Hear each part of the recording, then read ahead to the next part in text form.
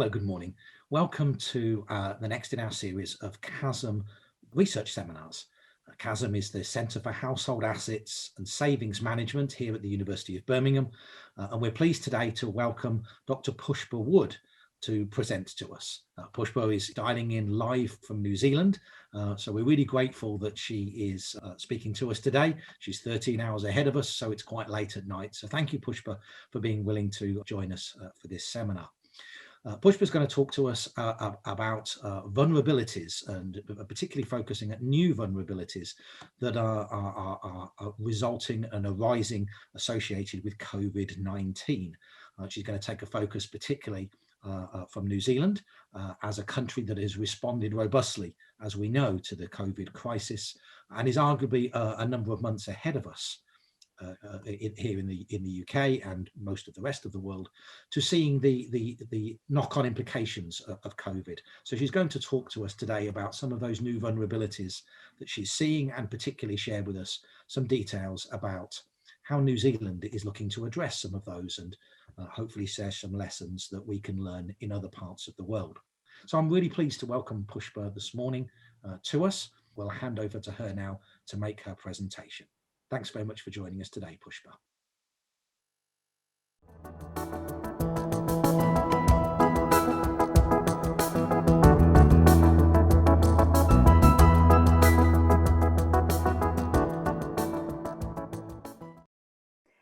Thank you, Andy. Tēnā koutou, tēnā koutou, tēnā koutou katoa. And that's my greeting in our land, Maori land in Maori terms.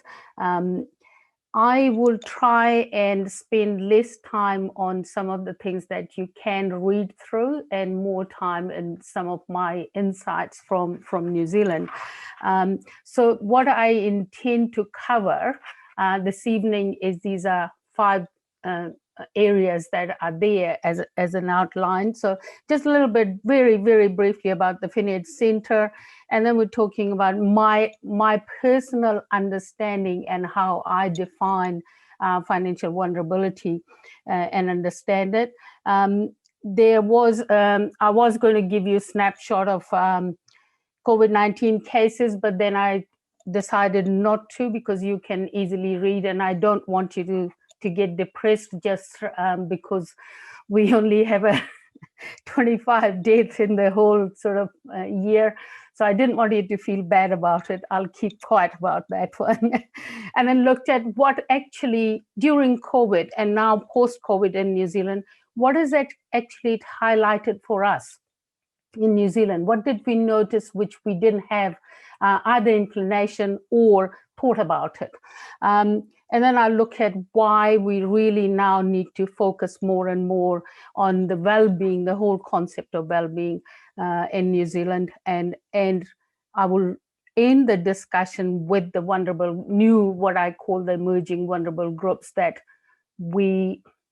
I guess we had some idea, but we did not really have a jolly good idea of what those new vulnerable groups are that can pose a challenge for us when it comes to the recovery stage. So briefly, the center is, this is our vision, which is very simple. New Zealanders are financially empowered to achieve a better quality of life. And that's what basically we are about. Our mission is to help Kiwis or New Zealanders become more financially astute by improving their knowledge, attitudes, and behavior towards money. And how do we actually do that? What are some of the things we do? We are New Zealand's leading academic financial education research center. In fact, actually, we are one of the very rare within the global scene where 3 prongs sit together: research, evaluation, consultancy, education, and then resource development. So we do in-house research, and we also do commissioned research. We've set a really good example of public-private partnership model, which was operating through university. So till 31st of December last year, we were partners with one of the big banks here, Westpac. We are now this year looking at a slightly different funding model and looking at maybe the consortium of funders rather than one particular funder. We are governed, the center is governed by advisory board, which includes external board members as well. And for the last 4 or 5 years, actually the chair of the board is external member rather than either from the other party. It's also associate member of the OECD International Network, and that's how I tend to keep, I guess, abreast of what's happening around the world. New Zealand actually was one of the leading countries where we produced in 2019 the first well-being budget, first ever well-being budget in New Zealand. So the New Zealand government actually defines well-being is when people are able to lead fulfilling lives with purpose, balance, and meaning to them. That's sort of in a nutshell the New Zealand government defined well-being. And in order to actually measure that well-being, then the Treasury developed what we call Living Standards Framework, LSF.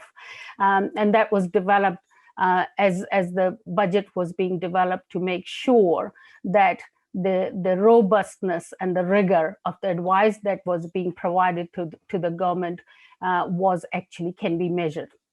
So it is used, LSF is used as a tool which helps the Treasury to systematically actually consider the broader impact of that given. And in 2020, that well-being budget had to actually again do some shifting, internal shifting of allocation because of the requirements that the funding requirements and the needs that were presenting. And in my simple world, and I believe in very simple words, so I usually try and do as simple definitions of things rather than going into academic definitions. So for me, financial vulnerability of any individual or household, to me, it means their financial status is unstable to start with. Any financial shocks or risks, they're likely, if they come across it, they're likely to put them in a situation where they'll find it hard to sustain their financial security for over a longer period of time. So they might survive for a week, 2 weeks, or 3 weeks, but they're not likely to survive in a longer term. Their recovery from such shocks is likely to take some time, and their attitude towards risk can be inconsistent. So when they're doing well financially, big risk takers. When they're not really doing that well, they're totally risk averse. That's my way of looking at it, financial vulnerability. One of the other things especially for the last 12 months, I've been saying slightly more strongly than I've ever said, especially as I've been working with different banks, helping them to develop their internal processes on how to deal with or how to handle vulnerable customers. Because our new law that is going to come, that comes into effect in October, requires them to actually have specific policy and procedures in place, and how are they going to actually handle or how they're going to work with vulnerable people. And I've been challenging them to saying, are people vulnerable, or are the circumstances that actually make people vulnerable? Should we be focusing on the circumstances that are making people vulnerable, and therefore maybe start to rethink our approaches, how we actually work with people with vulnerable circumstances? I've succeeded with 2 banks so far in convincing them. So let's see what happens with the others.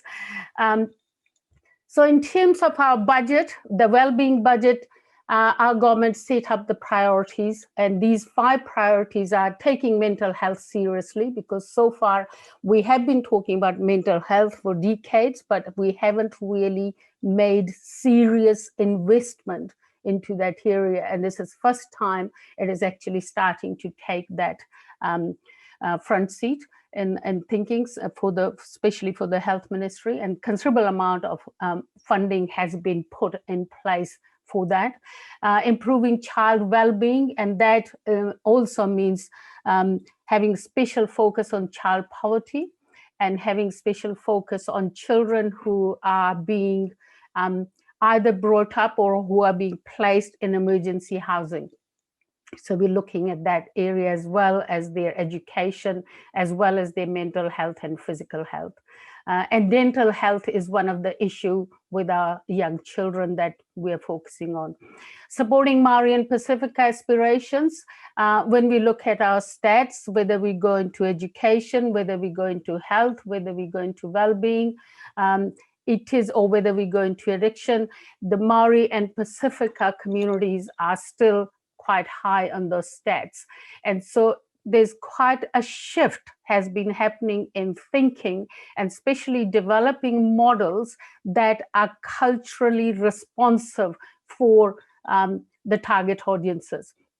And that's been quite an interesting shift. It has been happening for a while, but I think it is again, COVID has highlighted some of those disparities and the gaps that exist.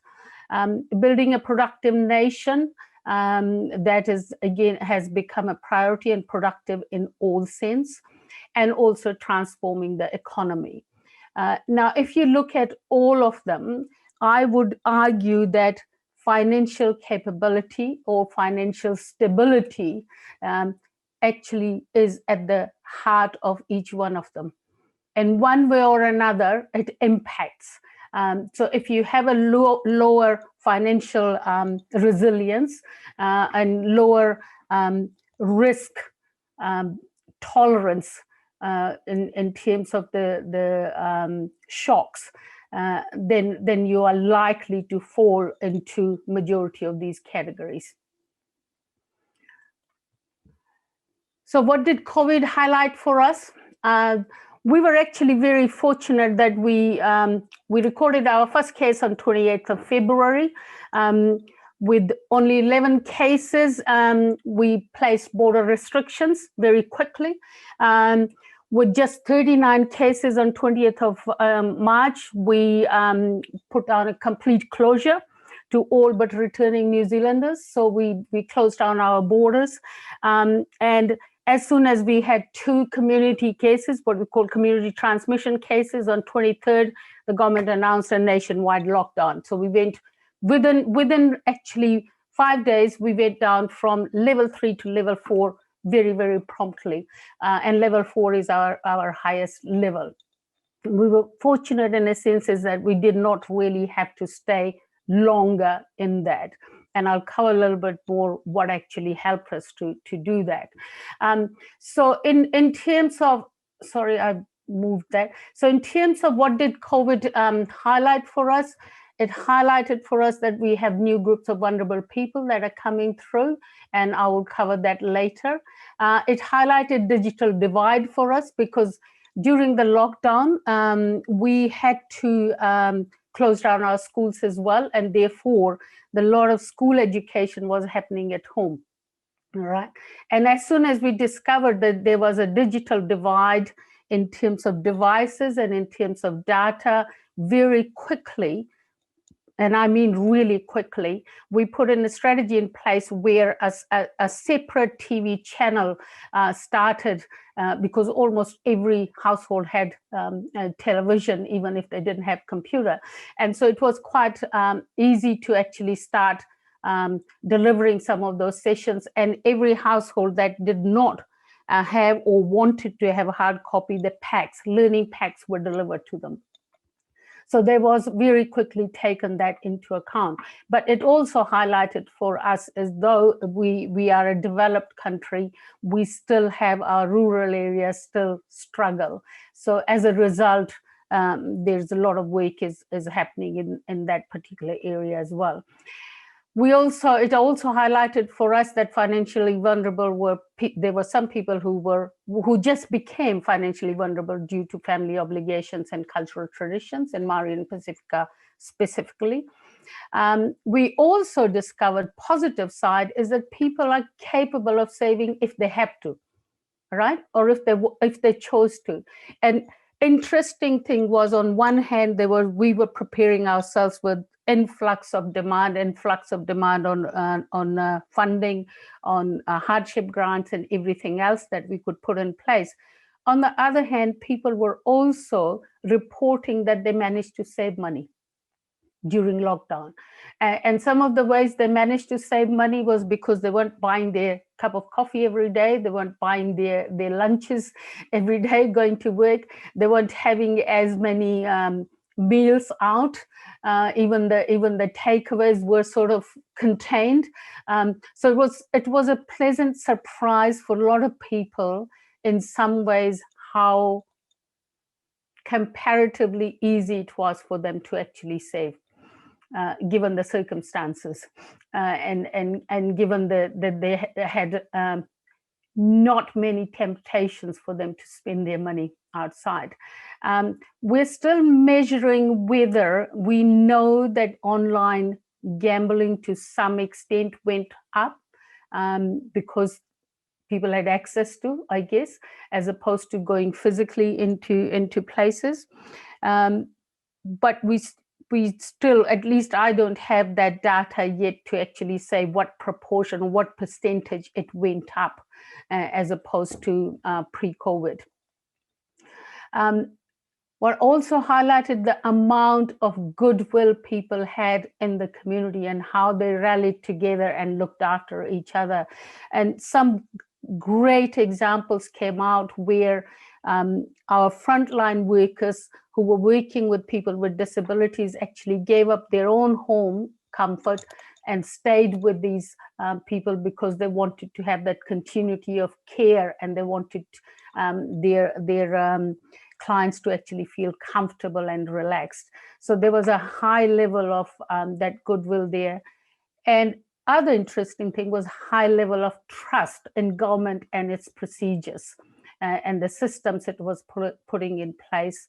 There were some grumblings in 5 million people, you're likely to have that, but very high level of trust in what government was actually doing. I mean, simple things like we had a set time, 1 p.m. every day during lockdown, where our Prime Minister and our Director General of Health fronted up day in, day out to the nation.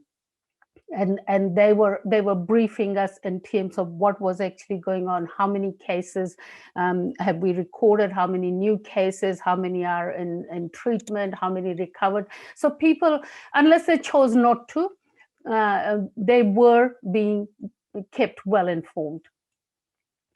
Our pre-COVID context was interesting.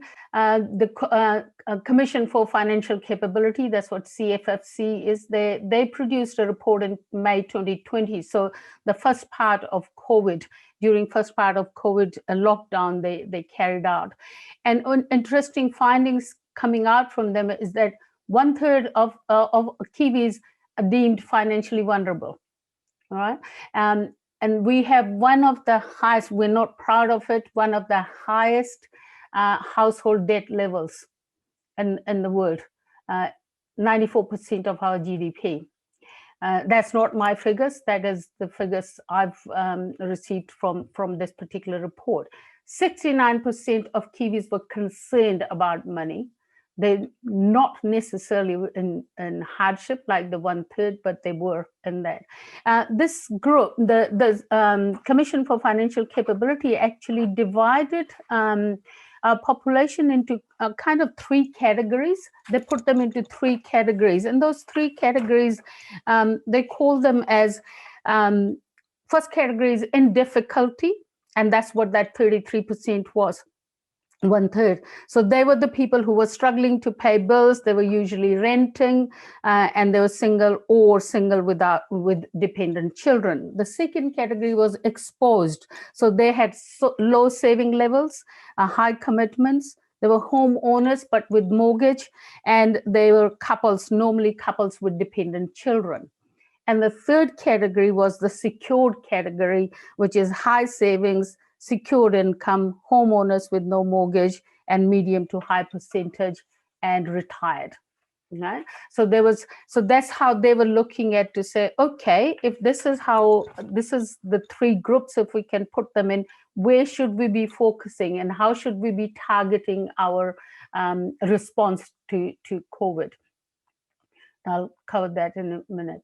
So in terms of our biggest concern has been through COVID is our young adults, that 15 to 29, 15 to 30 age group. They were highly financially vulnerable in terms of they were either studying and doing part-time jobs, and then the part-time jobs disappeared, right? Or they had just finished their studies and have come out with a heavy student loan and wanted to really, but there's no way of paying that off. And the job losses were in that particular category a lot more. High concentration of household sector debt still remains our concern. And Maori and Pacifica people face the higher levels of financial stress than their European counterparts, according to that report. So throughout the COVID and past lockdown, what did we actually look at in terms of the new vulnerable emerging groups that we looked at? We had, the way I looked at it, the paper, brief paper I put out is, we have what we call the traditionally vulnerable groups. They were there before COVID, they were there during COVID, and they will be there after COVID, right? So that's the group that has been there. So they're the low income group on benefits, different types of benefits that we have in New Zealand. What COVID did was actually increased their financial stress. It did not introduce new stress, it technically increased their existing stress levels, right? And there was considerable amount of support was put in place for them. Their benefit was increased to make sure they had access to budgeting advice. They had access to some other support networks. We even introduced electricity or power subsidy, for example, because during winter, for senior citizens, 65 plus, there was power subsidy was introduced. For low income people was for that duration of winter. So there was lump sum amount was given to them.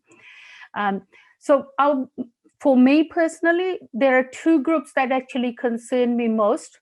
There are a whole lot of people, all of them concern me, but the two groups that concern me most, there is the people who were with high income, not necessarily astute financial capability. So what came in, most of it was spent, but they were living comfortably, right? And they are now unemployed. They have absolutely no idea how to actually live on reduced or no income, because they never had to. The other challenge is they never had to use any support system within the community or within the government structure. They never had to use the benefit system. They never had to use any subsidies. So they weren't even prepared to access any of the support network that was available to them. And they are the ones who are likely to, the way I describe is sitting on the fence. If right support is provided to them at the right time, as in education terms, we call it just in time support, they are more than likely to jump off the fence onto the right side and get moving again. But if they're left on that fence for long enough, they're more likely to come into that vulnerable group, and they might need even longer to recover from that than those who know how to recover from it. We also have micro and small businesses with no income due to closure, and the sectors that suffered most in New Zealand was the service sector, the restaurant, the hairdressers, and all of those industries really suffered a lot. Our agriculture industry, surprisingly, was actually keeping us afloat in a lot of ways, because they were okay. What suffered there was our fruits, vegetables. We are still at this point in time, as I speak, we do not have enough people to actually pick our fruits. the season coming up. Our apple growers are in a state of panic at the moment that in next 2-3 weeks their apple crop will be ready, and they don't have, because majority of our fruit picking workforce was coming. There were seasonal workers coming from Pacific Islands, right? And majority of them cannot come now. And so the heavy reliance on seasonal workforce and foreign workforce has really highlighted for us our great weakness when it comes to some of our sector. Our tourism and hospitality sector has been heavily reliant on workforce from outside New Zealand. Our construction has been reliant on that. So those are the sectors that are gradually trying to find ways, and there are some very interesting initiatives has been introduced. We have introduced our workplace internship for student apprenticeship. There are fee-free apprenticeship training programs. Their stipend has been offered to people if they wanted to learn, and especially in the construction industry, because aligned with that is we have a and that's, I guess COVID has highlighted it, but that has been an issue for us pre-COVID, and that is the shortage of houses, affordable houses. And therefore, what COVID has done is it has just, I guess, made it worse for those who were struggling before it, and now it is even worse. Women in abusive and financially dependent relationships have really suffered a lot. So our domestic violence cases increased considerably during the lockdown period. It will be interesting to see whether that trend continues upwards or whether it comes down as things settle. As I said, a lot of subsidies have now come off, and the 1 or 2 that still remains will come off by 31st. So we haven't, and that's my personal belief, we haven't even started to see in some areas the real impact of COVID, because the buffer has been there. People, those who could, used their savings. There was wage subsidy available. There was subsidy available for SME sector. There was special funds made available. There's billions and billions of dollars have been put in our construction industry. So quite a lot has been put by government. What will be interesting to see is, as these supports start to come away, how are we going to actually cope, and what is going to be the extent of hardship that is facing us. The other group that worries me, apart from the high income level with no income, is the retirees.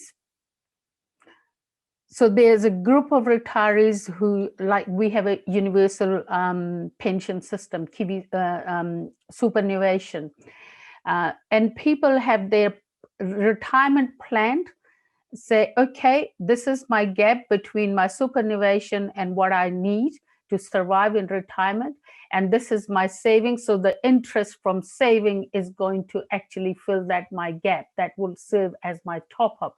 Now that's no longer going to be there, because saving rates are, it's becoming almost like, some of us were actually joking yesterday, is it worth actually even putting money into term deposit or anything, because we might likely to go backwards then. So on one hand, the interest rate on savings has gone dramatically down, so that has reduced their regular source of income that they were planning to use as a top-up to their superannuation. So my biggest concern is the 65 plus age group. So 65 is the time when they become eligible for superannuation. And if they haven't really put that top-up system in place, where is it going to come from? And it's not necessarily 2021 we're likely to see, and maybe not even in 2022, but definitely in 2023, we will start to see, unless the interest rates go up. We're also the specific cultural backgrounds with increased financial responsibility and stress. So Maori and Pacifica was strongly put under pressure. The family expectations that was there, you have a job, even though it's not paying enough. I don't have a job, so you are expected to support me because I don't have a job. All right, you are part of the family, and therefore, you know, you need to support. And that has put a lot of people under stress in a lot of ways, and some Asian families that I have discussed with similar issues. The request from India, from China, from other countries where our Asian population is from, they're supporting not only their families here in New Zealand, but they're also supporting their families back home as well, and that is putting them under that pressure. And of course, the international visitors and students on study visa was another group that came in. Interesting thing was that I sit on 2-3 multi-agency discussion groups, or what we call the advisory group, and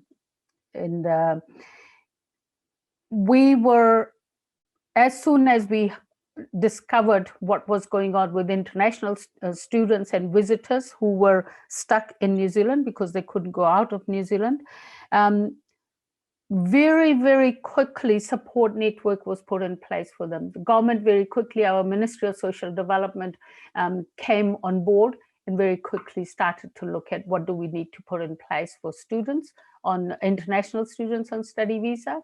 They worked very closely with the high commissions and embassies of different countries to see how we can support and where the support was needed. So I guess the positive thing of being a small country, we don't have states, so we don't need to worry about that. There's only one central government. And the local government had their responsibilities, but central government could very quickly make some of those decisions, which may have taken longer sometimes to provide the support network. What worked for us? We very quickly identified the high-risk groups and we targeted them for testing. So for example, Pacifica group was targeted, Maori group was targeted. We used the community leaders, we used the church leaders, we used the churches to actually look at providing support, the testing, promoting them in different languages, in their own languages to encourage them. We had a strict non-pharmaceutical intervention, so control of importation and local transmission, very quickly locked down. Large part of success was due to our public compliance. So we had few cases, but very, very few compared to what we were expecting in terms of non-compliance. So people were very good at that. And some of the slogans that proved very, very popular, and that's what our Prime Minister was known for: go hard, go early. That is still we talk about. We're all in this together. That's our logo for COVID-19. And we are a team of 5 million. So every time there was a challenge came in, yep, we are a team of 5 million, we can do it. And that is still being used and promoted very actively and has been very successful. And of course, our Prime Minister, what can I say? I mean, she leads the world from a lot of ways. We jokingly say the 4 countries that are doing really very well have got leaders who are female, happen to have female leaders. I mean, I rest my case. So, and also, other thing was interesting was clear, concise information and data that was made available in multiple languages and through multiple channels. WhatsApp channel was set up, Facebook page was set up, website was set up. It was very quickly, wherever you looked at, you could access if you wanted to. If you choose to ignore, you couldn't find anything, right? But there was available. There were few of us, I do translation a lot in my language. So few of us throughout the COVID period, we worked kind of on high alert time that we were given 24-hour notice to say this document needs to be translated in this language overnight, so tomorrow it can be released. And so there was that kind of urgency was put in place to make sure that we were getting information out in different languages for people to actually do that. And we continue to do it. Every time there is some change, there's always that has been done. So that has been very, very successful as well, for having what we call the buy-in from people. Lessons we learned: our over-reliance on international students by some universities for income. So some of them are struggling hard. Massey was fortunately comparatively better position. That does not mean we didn't suffer losses, but our losses were comparatively a lot less because we were already and have been operating for decades in a distance mode. So for us, it was turning that distance mode into a high technologically, compatible framework in terms of teaching. But it was in some cases, it was very difficult for some universities, not only the technology, but also the teaching style of our academic staff. They were not used to of teaching in a Zoom mode or a video mode. So some universities suffer more than others, but it has also highlighted that they really seriously need to look at, and it has highlighted for government as well, that they may need to look at funding universities slightly differently, the model. Need for ongoing discussions about value of online teaching and learning compared to face-to-face. And I think first time universities are starting to realize that some of their buildings are actually may not be needed anymore. Some of the lecture theaters may not now, once people get used to and are getting used to online learning, they may not want to return back to lecture theaters. And so therefore, how are we going to operate in next 2 years term, or especially if it continues on in longer term? Urgent need for flexible approach in teaching, in assessing and managing business, and maintaining our connections, meetings, conferences. It had advantages. It also highlighted the fact for us, health and safety risks for working from home. If appropriate support, physical and mental health support wasn't in place, it can expose our workforce to those risks as well. Access to resources, especially electronic devices and data, especially in the rural areas, if the schools are likely to continue in that mode for longer period. Resilient and innovative approach to every area of life, it's required, it's given. Budgeting service sector had to overnight kind of work into their service delivery approach changed. It has been interesting to have discussions with these people who were so sold on the idea of you cannot provide budgeting advice without face-to-face option. You have to have a face-to-face option. But when there was no face-to-face option, they had to really start to look at. So we introduced a helpline, Money Talks, for example, is called, and that acts as a triage service. And it is now nationwide on phone helpline, which even banks refer their clients to them. So there's those kind of innovative thinking has come through. The last couple of slides are about, in November, we have a longitudinal study going. And so we go back to, as an interim study, we go back to these 300 people every year with a burning topic. And this time in November, we went for looking at their financial resilience. It was interesting, this cohort wasn't as hardly hit as we thought. So only 40% of those people used any other government. They used the 30% support during lockdown through government. It should be wage subsidy, by the way. And only 0.7% withdrew from their KiwiSaver, so which was really quite pleasing that this particular group, which is now 21 to about 25, 26, did not suffer as much as we thought. We also asked them whether COVID has had any impact on them, short or long-term plans. And the career planning was the biggest impact, those who were thinking of changing their career. The retirement planning also had, and the other plan changes was the second biggest group, and other plans were like wedding, having a child, or buying a house, or those kind of things.